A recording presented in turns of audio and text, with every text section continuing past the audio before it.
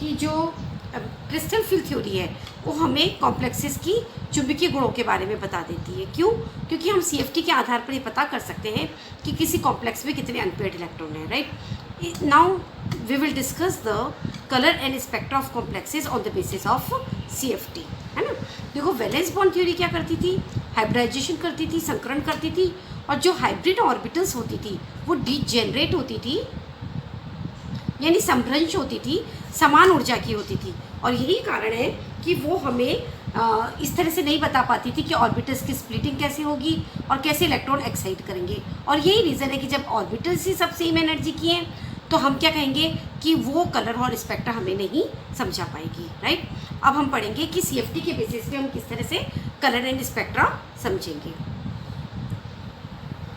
किसी भी कंपाउंड का जो कलर होता है, किसी भी कॉम्प्लेक्स का कलर, वो जनरली इसलिए होता है कि वो या तो विजिबल रीजन में लाइट का एब्जॉर्प्शन करता है या sometimes absorbs in ultraviolet region, right. So this is the first point. Second point कि जो विजिबल लाइट है वो आपको पता है विबग्योर होती है, 7 कलर्स की बनी होती है, बेनी, आहा, पिनाला, राइट। तो हम ये देखते हैं कि जब कोई कंपाउंड या कोई भी कॉम्प्लेक्स सारी की सारी विजिबल लाइट को, ध्यान से सुनिएगा, विजिबल लाइट को एब्जॉर्ब कर लेता है तो वो क्या करेगा? कोई भी लाइट को रिफ्लेक्ट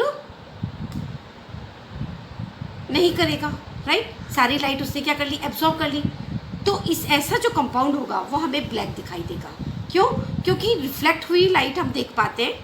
थर्ड पॉइंट, अगर कोई भी कंपाउंड विजिबल लाइट जो हमें है उसको कंप्लीटली रिफ्लेक्ट कर लेता है, यानी उसको पूरी तरह से परावर्तित कर देता है और एब्जॉर्ब कुछ भी नहीं करता, राइट, तो ऐसा कंपाउंड हमें वाइट दिखाई देगा। क्यों भाई? क्योंकि उसने सारी लाइट को क्या करा है? रिफ्लेक्ट कर दिया है और एब्जॉर्ब बिल्कुल नहीं किया। तो जो रिफ्लेक्ट करता है वही हमें दिखाई देता है और वही कॉम्प्लेक्स का कलर होता है। फोर्थ पॉइंट अगर हम देखें तो ये पाया गया है कि जनरली कुछ कंपाउंड जो कॉम्प्लेक्सेस होते हैं वो विजिबल लाइट के कुछ पार्ट को तो एब्जॉर्ब करते हैं, राइट, और बाकी पार्ट को वो रिफ्लेक्ट कर देते हैं, राइट। तो जो वो रिफ्लेक्ट करेंगे वही हमें दिखाई देगा और वो जो रिफ्लेक्टेड लाइट है वो कहलाती है कॉम्प्लीमेंट्री कलर। कॉम्प्लीमेंट्री कलर, है ना।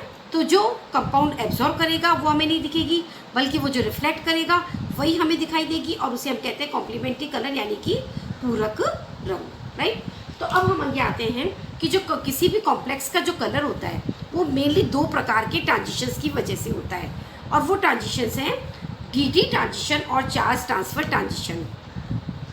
DD transition number 1 and number 2 charge transfer transition,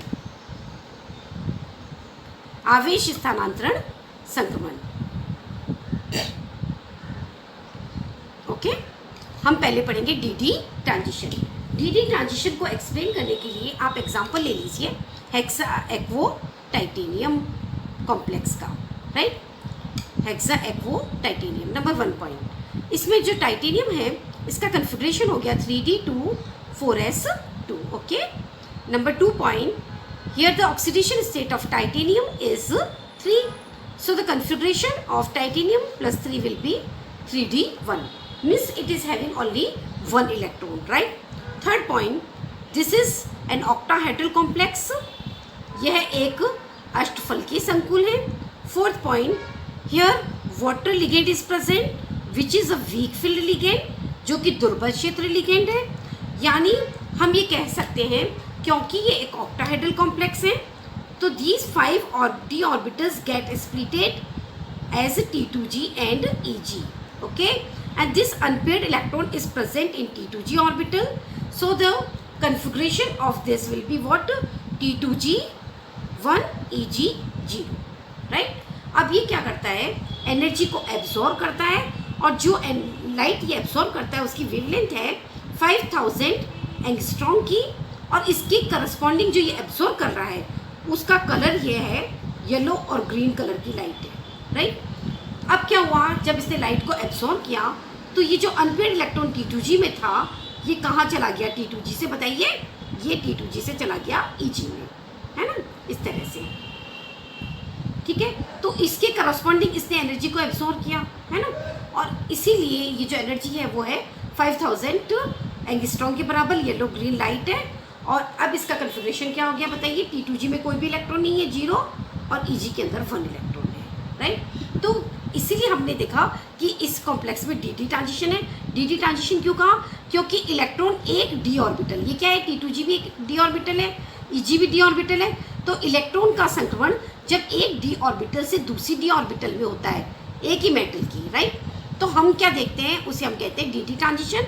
और इस प्रोसीजर में वो विजिबल रीजन से लाइट का एब्जॉर्प्शन करता है और इसीलिए वो हमें कलर दिखाई देता है। अगर आप इस कॉम्प्लेक्स का स्पेक्ट्रा देखेंगे तो क्योंकि एक अनपेयर्ड इलेक्ट्रॉन ऊपर की तरफ एक्साइट हुआ है, तो इसके स्पेक्ट्रा में हमें एक ब्रॉड हम्प दिखाई देता है, राइट। तो इसका स्पेक्ट्रा बहुत ही टिपिकल स्पेक्ट्रा होता है, जिसे मैं ड्रॉ कर रही हूँ, आप देखिएगा। इस spectra is like this, in which we are having a broad hump. देखो ये ब्रॉड हम्प है ना, जैसे कैमल में होता है हम्प, उस तरह से। And this spectra is drawn between molar absorbance, molar अवशोषणांक, right. Here lambda is increasing in angstrom, we get the maxima at 5000 angstrom, the corresponding wave number is 20,000 centimeter inverse, right. So here we can say that wave number is in centimeter inverse, okay, and it is increasing in this direction, right.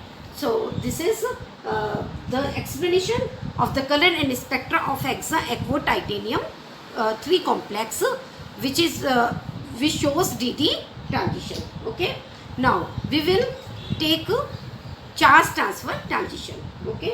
Acha, one more thing, here you notice that the energy gap between T2G and Eg is known as del, O, है ना।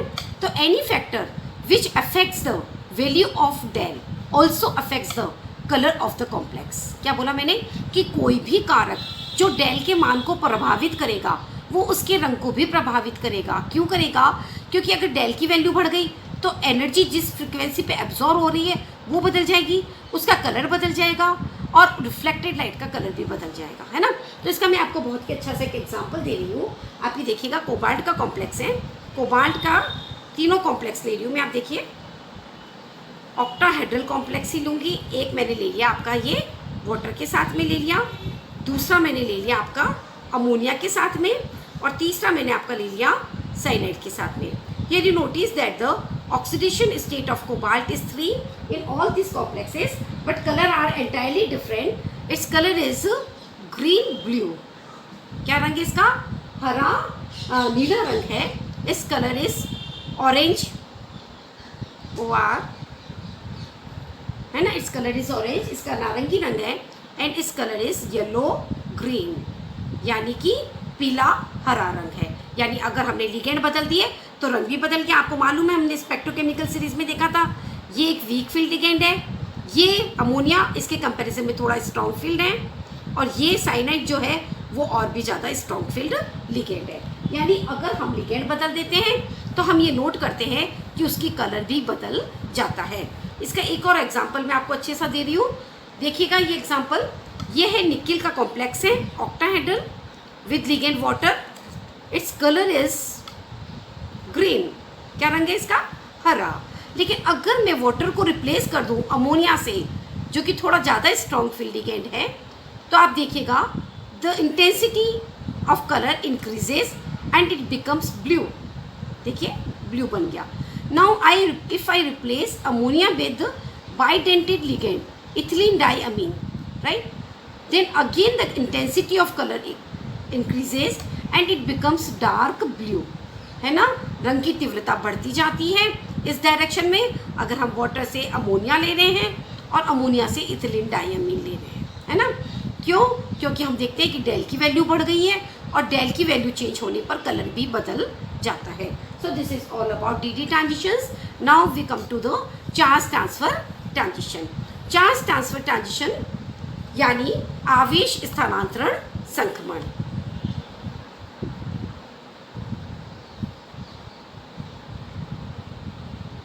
Okay, इसको आप एक question form में एक question लिखिए, बड़ा अच्छा सा क्वेश्चन है।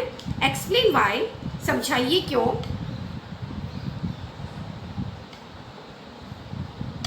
KMnO4 and K2Cr2O7 are coloured. समझाइए क्यों कि KMnO4 और K2Cr2O7 रंगीन होते हैं, still they are having no D lactose, still there is no D lactone, जबकि इनमें एक भी डी लैक्टोन नहीं होता है। क्योंकि आप देखिएगा KMnO4 में मैं क्या लिख सकती हूँ, MnO4 माइनस लिख सकती हूँ ना, माइनस चार्ज इस पे गया, तो K2Cr2 को कैसे लिख सकती हूँ, Cr2O7 2 माइनस 2 इधर चला गया। अगर इसकी ऑक्सीडेशन स्टेट कैलकुलेट करो मैग्नीज की, you will be getting +7 for manganese and +6 for chromium. और आपको मालूम है कि if the oxidation state of manganese +7 then there is D0 configuration, and for chromium +6 it is D0, means there is no D lactone, and we know that if there is no D lactone then DD transition is not possible, right? Then what is the reason of the color of KMnO4 and potassium dichromate? So this is the charge transfer spectra, right? तो आप क्या लिखेंगे इसका answer, लिख चाहे तो लिख लीजिएगा, these complexes KMnO4 and K2Cr2O7 shows ligand to metal charge transfer, यानी ये वाले जो कॉम्प्लेक्स है, ये जो कंपाउंड है वो लिगेंड से मेटल आवेश स्थानांतरण शो करते हैं, और इसी कारण से हम क्या देखते हैं, ये कलर्ड होते हैं, राइट? लिगेंड से मेटल किस तरह से हुआ, क्योंकि यहाँ पर जो लिगेंड है वो क्या है, O2 माइनस, देख लीजिएगा MnO4 माइनस Cr2O7 2 माइनस, इनमें ऑक्सीजन लिगेंड है, इसके पास फील्ड p ऑर्बिटल होती है, क्या होती है, पूरे भरे हुए p कक्षक होते हैं, और जो मेटल हमारी सपोज है Mn7 प्लस, इसके पास खाली d कक्षक होते हैं, वेकेंट d ऑर्बिटल। तो ये अपने भरे हुए कक्षक, इसकी खाली भरे हुए और जो ऑर्बिटल्स है उसके इलेक्ट्रॉन यहाँ से यहाँ इसके खाली कक्षक में आ जाते हैं, और इस प्रोसीजर में ये एनर्जी को एब्जॉर्ब करते हैं, और यही रीज़न है कि हमें कलर्ड दिखाई देते हैं। जनरली जो एनर्जी एब्जॉर्ब होती है वो अल्ट्रावायलेट रीजन में होती है। और ये भी आप नोट करना कि जो कंपाउंड चार्ज ट्रांसफ़र ट्रांजिशन यानी आवेश स्थानांतरण संक्रमण दिखाते हैं, उनके कलर बहुत ही डीप, बहुत ही गहरे, बहुत ही ब्राइट यानी चमकीले होते हैं। किसकी तुलना में, जो कॉम्प्लेक्स DD ट्रांजिशन शो करें, यानी मैं ये कह सकती हूँ जो चार्ज ट्रांसफर शो करते हैं उनके कलर बहुत ही डीप और गहरे होते हैं, और DD संक्रमण जो शो करते हैं उनके जो कलर होते हैं वो इतने गहरे नहीं होते हैं, है ना? तो इसका मैं आपको, देखो आप लेबोरेटरी में देखो, आपने देखा क्या, K2Cr2O7 देखा ना, पोटेशियम डाइक्रोमेट कितना गहरा ऑरेंज कलर होता है ना? और उसके क्रिस्टल्स जो कितने होते हैं, शाइनिंग होते हैं। इसका सॉल्यूशन भी आपने देखा, बहुत ही गहरा नारंगी रंग का होता है। इसी तरह से KMnO4 देखो आप, इसके क्रिस्टल बहुत ही डार्क वायलेट कलर के और शाइनिंग क्रिस्टल होते हैं ना। और एक ड्रॉप अगर एक क्रिस्टल उसका पानी में डालोगे तो पूरा जो सॉल्यूशन होता है वो वायलेट कलर का हो जाता है, राइट?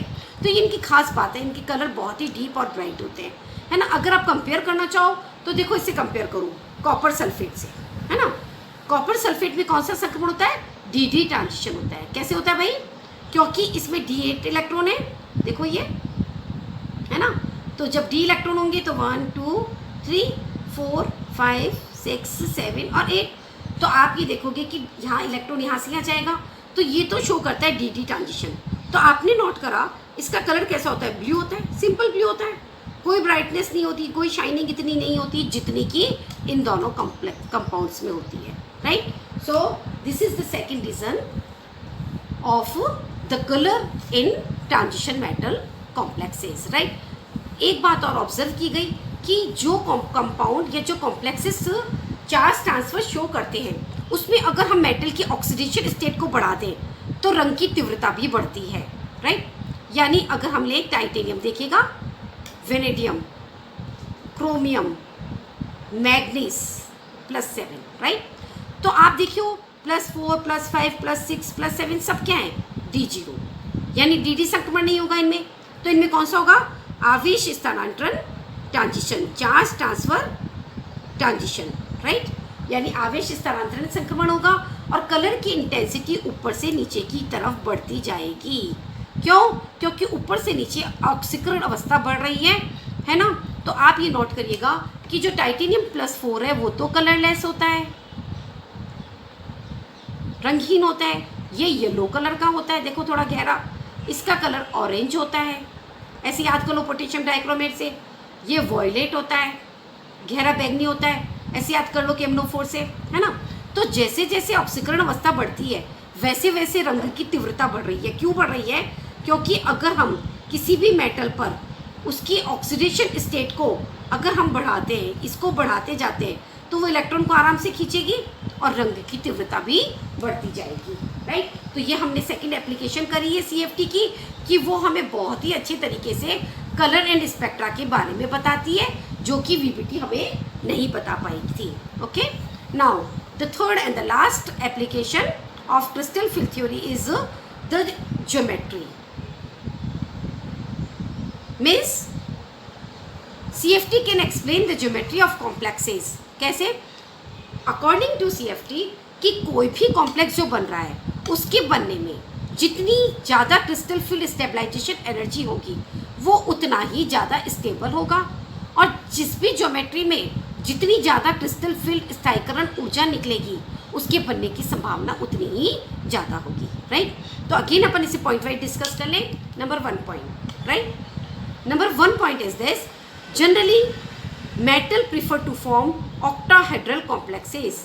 साधारणतया जो धातु होती है वो अष्टफलकीय संकुल ही बनाना पसंद करती है, क्योंकि ऑक्टाहेड्रल कॉम्प्लेक्स बनने पर जो डेल ओ की वैल्यू है, या ये कह दो क्रिस्टल फील्ड स्टेबलाइजेशन एनर्जी का मान है, वो इतना पर्याप्त होता है, इतना सफिशियंट होता है कि जो बना हुआ ऑक्टाहेड्रल कंपाउंड स्टेबल हो जाए। क्लियर है बोलो? और यही रीज़न है कि जनरली क्या है कि जो कॉम्प्लेक्स हमारा है वो ऑक्टाहेड्रल ही बनता है। लेकिन कुछ केसेस में हम ये नोट करते हैं कि मेटल हमारी टेट्राहेड्रल कॉम्प्लेक्स भी बना सकती है। कब बनाती है? जब डेल ओ और डेल टी के मान में ज़्यादा अंतर नहीं हो, या हम ये कह दें कि crystal field stabilisation energy tetrahedral की और ऑक्टाहेड्रल ज्योमेट्री की लगभग समान हो। तो अब जरा एक एक करके पॉइंट डिस्कस करें। कब कब ऐसा होता है? नंबर 1 पॉइंट, जब लिगेंड वीक फील्ड हो तब ये केस होता है। नंबर 2, जब मेटल की ऑक्सीडेशन स्टेट कम हो तब भी डेल का मान कम होता है। नंबर 3 पॉइंट, कि हमारा कन्फिग्रेशन क्या हो, D0 हो, D5 हो वीक फील्ड में, या फिर D10 हो। तो ऐसे केस में क्रिस्टल फील्ड स्टेबलाइजेशन एनर्जी का मान क्योंकि 0 होता है, इसीलिए इन दोनों की कैलकुलेशन भी समान आती है। And the 4th point, D1 and D6 configuration के लिए दोनों ऑक्टाहेड्रल और टेट्राहेड्रल में क्रिस्टल फील्ड स्टेबलाइजेशन एनर्जी की वैल्यू ज़्यादा अंतर नहीं होता, वो लगभग समान होती है। तो ऐसे केसेस में कंपाउंड टेट्राहेड्रल भी बना सकता है। क्या वर्ड बोला मैंने? आप फिर से सुनिएगा कि कोई भी मेटल ऑक्टाहेड्रल बनाना पसंद करती है क्योंकि उसके बनने में सफिशिएंट अमाउंट में क्रिस्टल क्षेत्र स्थायीकरण ऊर्जा निकलती है। लेकिन हमारी मेटल टेट्राहेड्रल भी बना सकती है अगर उसके बनने पर जो क्रिस्टल क्षेत्र स्थायीकरण ऊर्जा का मान है वो टेट्राहेड्रल और ऑक्टाहेड्रल का लगभग समान हो। और ऐसा कब होता है? जब हमारा लिगेंड वीक फील्ड हो, तो आपको पता है डेल टी का मान कम होगा। मेटल की ऑक्सीडेशन स्टेट कम हो तो भी डेल टी का मान कम होगा।